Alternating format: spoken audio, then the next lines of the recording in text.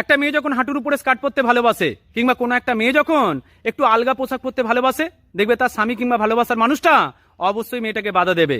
মেয়েটাকে এটাই বলবে, আমি তোমাকে ভালোবাসি, তুমি শুধু আমার, তুমি এই সকল ছোট কিংবা নোংরা পোশাক কখনোই পরতে পারবে না ভালোবাসার দিব্যি।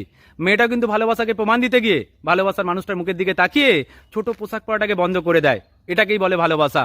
কিন্তু দুঃখের বিষয় হলো এটাই, যে পুরুষ মানুষটা তার ভালোবাসার মানুষটাকে ছোট পোশাক পরা বন্ধ করে দিয়েছে, ওই পুরুষ মানুষটা যখন রাস্তায় হাঁটে, শাড়ি পরা মেয়ে নয়, ছোট পোশাক পরা মেয়েদের দিকেই হাঁ করে তাকিয়ে থাকে। সুতরাং পুরুষ মানুষের চাহিদা বোঝা সত্যি ভীষণ কঠিন।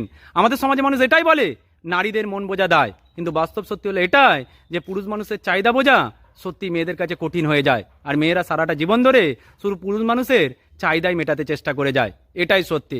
দেখবে আমাদের সমাজে বেশিরভাগ পুরুষ মানুষ এটাই চায় নিজের বউকে সতী সাবিত্রী বানিয়ে ঘরে ফেলে রেখে অন্যের বই ছোট পোশাকের ফাঁক দিয়ে শরীরটাকে উপভোগ করতে।